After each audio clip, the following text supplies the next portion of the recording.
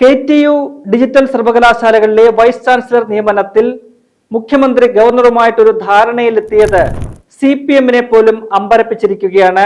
CPM-നുള്ളിൽ പോലും അത് വലിയൊരു പൊട്ടിത്തെറിയിലേക്ക് കാര്യങ്ങൾ എത്തിച്ചിരിക്കുന്നു എന്നാണ് പുറത്തുവരുന്ന റിപ്പോർട്ടുകളിൽ നിന്നും മനസ്സിലാക്കാൻ കഴിയുന്നത്. ഇക്കഴിഞ്ഞ ഞായറാഴ്ച, അതായത് തദ്ദേശ തെരഞ്ഞെടുപ്പ് ഫലം വന്നതിന്റെ പിറ്റേ ദിവസമാണ് മുഖ്യമന്ത്രി ഈ പറയുന്ന വിഷയത്തിൽ ഗവർണറുമായിട്ട് കൂടിക്കാഴ്ച നടത്തിയത്. അതിന് തൊട്ടു മുൻപ് നിയമമന്ത്രി P. രാജീവും ഉന്നത വിദ്യാഭ്യാസ മന്ത്രി R. ബിന്ദുവും ഈ BC നിയമനവുമായി ബന്ധപ്പെട്ട് ഗവർണറുമായി കൂടിക്കാഴ്ച നടത്തുകയും ചർച്ച നടത്തുകയും ഒക്കെ തന്നെ ചെയ്തിരുന്നു. എന്നാൽ അന്ന് ഗവർണർ രാജേന്ദ്ര ആർലേക്കർ ഈ മന്ത്രിമാരോട് ചോദിച്ചത്, മുഖ്യമന്ത്രി എവിടെ, മുഖ്യമന്ത്രി എന്താണ് തന്നെയൊക്കെ വന്ന് കണ്ട് സംസാരിക്കാൻ തയ്യാറാകാത്തത്, അദ്ദേഹം വന്ന് സംസാരിക്കട്ടെ എന്നൊരു നിലപാടാണ് ഗവർണർ സ്വീകരിച്ചത്. അങ്ങനെ ആ ചർച്ച സമവായമാകാതെ പിരിയുകയാണ് ചെയ്തത്.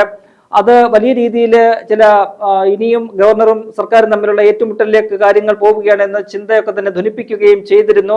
കാരണം അടുത്ത ദിവസം തന്നെ ഈ കേസ്, ഈ കേരളത്തിലെ സർവകലാശാലകളുടെ BC നിയമനവുമായി ബന്ധപ്പെട്ട കേസ് സുപ്രീം കോടതി പരിഗണിക്കാൻ ഇരിക്കുകയാണ്. അപ്പോൾ സർക്കാരും ഗവർണറും രണ്ട് തട്ടിൽ ഇങ്ങനെ നിൽക്കുമ്പോൾ സുപ്രീം കോടതി നിയോഗിച്ചിരിക്കുന്ന സുധാംശു ധൂലിയ കമ്മിറ്റിക്ക് പുതിയൊരു പാനലിനെ BC നിയമനത്തിനായിട്ട് സുപ്രീം കോടതിക്ക് നൽകേണ്ടി വരും. അത്തരത്തിലുള്ള വലിയ പ്രതിസന്ധികളൊക്കെ തന്നെ ഇങ്ങനെ നിൽക്കുന്ന ഘട്ടത്തിലാണ് അപ്രതീക്ഷിതമായിട്ട് മുഖ്യമന്ത്രി ഗവർണറുമായി കൂടിക്കാഴ്ച നടത്തുന്നത്. ഒരു ദിവസം തന്നെ രാവിലെയും വൈകിട്ടുമായി 2 തവണ ഈ വിഷയത്തിൽ മുഖ്യമന്ത്രി ഗവർണറുമായിട്ട് കൂടിക്കാഴ്ച നടത്തി. ആദ്യ കൂടിക്കാഴ്ചയിൽ ഗവർണർ തന്റെ നിലപാടിൽ ഉറച്ചു നിന്നു, മുഖ്യമന്ത്രിയും നിലപാടുകളിലൊക്കെ തന്നെ ഉറച്ചു നിൽക്കുകയാണ് ചെയ്തത്.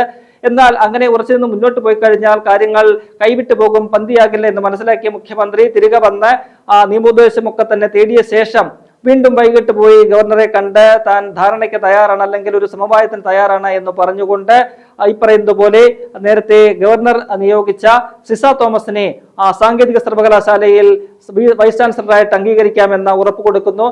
മറിച്ച് ഗവർണർ ഈ പറയുന്ന ഡിജിറ്റൽ സർവകലാശാലയിൽ മുഖ്യമന്ത്രിയുടെ നോമിനിയായിട്ടുള്ള സജീവ് ഗോപിനാഥിനെ VC നിയമിക്കാൻ സന്നദ്ധനാണ് എന്നുള്ള അറിയിക്കുന്നു. അങ്ങനെ ആ 2 VC-മാരുടെ നിയമനങ്ങളും മുഖ്യമന്ത്രിയും ഗവർണറും തമ്മിൽ കോംപ്രമൈസ് ചെയ്തുകൊണ്ട് പരസ്പരം ഒരു കൊടുക്കൽ വാങ്ങൽ നടത്തിക്കൊണ്ട് ഒരു ഒത്തുതീർപ്പിലേക്ക് എത്തുന്ന ഒരു സാഹചര്യമാണ് കണ്ടത്. അങ്ങനെ ആ വിഷയത്തിൽ ഒരു സർക്കാർ ഗവർണർ പോരാട്ടം ഇല്ലാതാകുന്ന ഒരു കാഴ്ച കണ്ടു. അതിന് തൊട്ട് പിന്നാലെ തന്നെ ഗവർണർ ഈ 2 VC-മാരെ നിയമിച്ചുകൊണ്ട് വിജ്ഞാപനമിറക്കി. ആ വിഷയം ഈ പറയുന്ന സുപ്രീം കോടതി നിയമിച്ചിട്ടുള്ള സുധാംശു ധൂലിയ സമിതിയെ അറിയിച്ചു. അതിനുശേഷം ഇപ്പോൾ ഇന്ന് ഈ കേസ് സുപ്രീം കോടതി പരിഗണിച്ചപ്പോൾ സർക്കാരിന്റെയും ഗവർണറുടെയും അഭിഭാഷകരെ ഈ വിഷയം സുപ്രീം കോടതിയിൽ അറിയിച്ചു. സുപ്രീം കോടതി ആ വിഷയം രമ്യമായിട്ട് പരിഹരിക്കുകയും അതിനെ അംഗീകരിക്കുകയും ഒക്കെ തന്നെ ചെയ്യുന്നൊരു കാഴ്ച നമ്മൾ കണ്ടിട്ടുണ്ട്. എന്നാൽ ഇത്തരത്തിൽ വലിയ ഒരു നിയമപോരാട്ടം നടക്കുന്നതിനിടയിലാണ് മുഖ്യമന്ത്രി ഗവർണറുമായിട്ട് കൂടിക്കാഴ്ച നടത്തുകയും അത് മുള്ളെടുക്കുന്നത് പോലെ ഒരു വളരെ ഈസി ആയിട്ടൊരു വിഷയം കൈകാര്യം ചെയ്യുന്നത് പോലും ആ വിഷയത്തെ മുഖ്യമന്ത്രി ഇല്ലാതാക്കിയത്, ആ പ്രശ്നം പരിഹരിച്ചുകൊണ്ട് മുന്നോട്ട് പോയത് അത് CPM-നുള്ളിൽ തന്നെ വലിയ പൊട്ടിത്തെറികൾക്ക് കാരണമായിരിക്കുന്നു എന്നാണ് നമുക്ക് മനസ്സിലാക്കാൻ കഴിയുന്നത്. ഇക്കഴിഞ്ഞ ദിവസം ചേർന്ന, അതായത് തിങ്കളാഴ്ച ചേർന്ന CPM-ന്റെ സംസ്ഥാന സെക്രട്ടേറിയറ്റ് യോഗത്തിൽ ഇതുമായി ബന്ധപ്പെട്ട വലിയ വിമർശനം മുഖ്യമന്ത്രിക്കെതിരെ ഉണ്ടായി എന്നാണ് മനസ്സിലാക്കാൻ സാധിക്കുന്നത്. അന്ന് തന്നെയാണ് ഈ തെരഞ്ഞെടുപ്പ് ഫലവുമായി ബന്ധപ്പെട്ടുള്ള വിശകലനവും സെക്രട്ടേറിയറ്റ് നടത്തിയത്. ഈ വിഷയത്തില് BC നിയമനവുമായി ബന്ധപ്പെട്ട വിഷയത്തില് മുഖ്യമന്ത്രി സ്വീകരിച്ചിരിക്കുന്ന നിലപാട് അത് പാർട്ടിയെ കൂടുതൽ പ്രതിരോധത്തിലാക്കുന്ന ഒന്നാണ്. നമുക്കറിയാം, കഴിഞ്ഞ PM ശ്രീ വിഷയത്തിൽ പോലും സർക്കാരും ഈ പറയുന്ന പോലെ BJP-യും തമ്മിൽ ഒരു അന്തർധാരയുണ്ട് എന്ന വലിയ വിമർശനം ഉയരുകയും CPI തന്നെ ആ വിഷയത്തിൽ ശക്തമായ രംഗത്തെത്തുകയും സർക്കാരിനെയും CPM-നെയും പ്രതികൂട്ടിലാക്കുകയും ഒക്കെ ചെയ്തു. ഒടുവിൽ CPI-ക്ക് വഴങ്ങേണ്ടി വരുന്ന ഒരു സാഹചര്യത്തിലേക്ക് കാര്യങ്ങൾ നീങ്ങുകയും ഒക്കെ തന്നെ ചെയ്തു.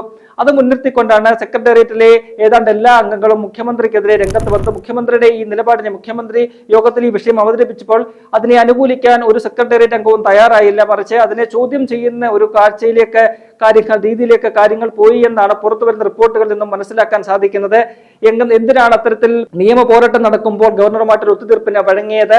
അത് ശരിയായ ഒരു കീഴ്വഴക്കമാകില്ല. വരും കാലങ്ങളിലും VC നിയമനത്തിൽ അത് ഗവർണർക്കൊരു മേൽക്കൈ കൊടുക്കും എന്ന ഒരു നിലപാടിലേക്കാണ് ഈ സെക്രട്ടേറിയറ്റ് അംഗങ്ങളൊക്കെ തന്നെ എത്തിയത്. നിയമ പോരാട്ടം നടക്കുമ്പോൾ നിയമത്തിന്റെ ആ വഴിയിൽ തന്നെ മുന്നോട്ട് പോകാമായിരുന്നു, നിയമ വഴിയിൽ വിജയം നേടാൻ സാധിക്കുമായിരുന്നു, ഗവർണർക്ക് വഴങ്ങേണ്ട ഒരു സാഹചര്യവും ഉണ്ടായിരുന്നില്ല എന്നൊരു സമീപനമാണ് ഈ പറയുന്ന സെക്രട്ടേറിയറ്റിലെ പല അംഗങ്ങളും ഉന്നയിച്ചത് എന്നതാണ് പുറത്തു വരുന്ന വിവരങ്ങൾ.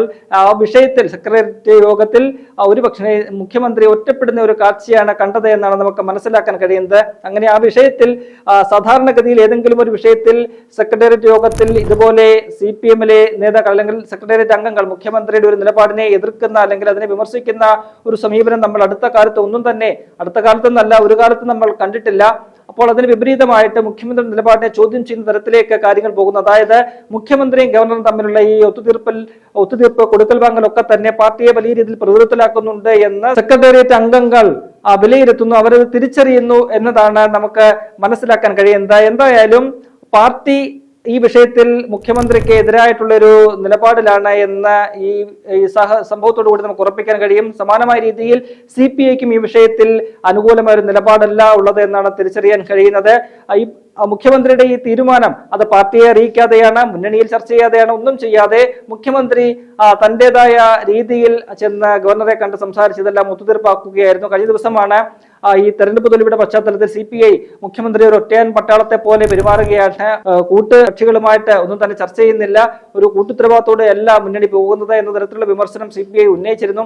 അതിന് കൂടുതൽ ബലം നൽകുന്ന തരത്തിലാണ് ഈ VC നിയമനത്തിലും മുഖ്യമന്ത്രി ഒരു നിലപാട് സ്വീകരിച്ചിരിക്കുന്നത്. VC നിയമനത്തിൽ മാത്രം തീരുന്നില്ല മുഖ്യമന്ത്രി ഈ ഗവർണറെ സുഖിപ്പിക്കുന്ന ഒരു നടപടി, മറിച്ച് ഈ കേരള സർവകലാശാലയുടെ രജിസ്ട്രാർ ആയിരുന്ന അനിൽകുമാറിനെ അദ്ദേഹത്തിനെയും മുഖ്യമന്ത്രിയും സർക്കാരും കൈവിടുന്ന ഒരു കാഴ്ച നമുക്ക് ഇന്നലെ കാണാൻ കഴിഞ്ഞിട്ടുണ്ട്. നേരത്തെ ഈ സർവകലാശാല സെനറ്റ് ഹാളിൽ ഗവർണർ പങ്കെടുക്കുന്ന ഒരു പരിപാടിക്ക് ഈ പറയുന്ന അനിൽകുമാർ അനുമതി നിഷേധിച്ചു. അതിന്റെ കാരണം പരിപാടിയിൽ ഭാരതാംബയുടെ കാവിക്കുടി എന്തിയ ഭാരതാംബയുടെ ചിത്രം വെച്ചതാണ്. അതിനെ തുടർന്നുണ്ടായ വിവാദങ്ങളുടെ പശ്ചാത്തലത്തിൽ അനിൽകുമാറിനെ രജിസ്ട്രാർ സ്ഥാനത്ത് നിന്നും ഗവർണറെ സസ്പെൻഡ് ചെയ്തു. പിന്നീട് അത് വലിയ വിവാദങ്ങളിലേക്ക് പോയി നിയമ പോരാട്ടത്തിലൊക്കെ തന്നെ പോകുന്ന കാഴ്ച നമ്മൾ കണ്ടതാണ്.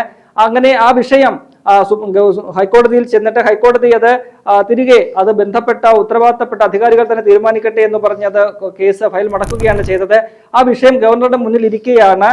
ഈ പറയുന്നത് പോലെ ഇന്നലെ ഈ അനിൽകുമാറിനെ രജിസ്ട്രാർ സ്ഥാനത്ത് നിന്ന് നീക്കിക്കൊണ്ട് അദ്ദേഹത്തെ ശാസ്താംകോട്ട DB കോളേജിന്റെ പ്രിൻസിപ്പളായിട്ട് നിയമിച്ചുകൊണ്ട് അദ്ദേഹത്തെ തിരികെ വിടുന്ന ഒരു കാഴ്ച നമ്മൾ കണ്ടത്.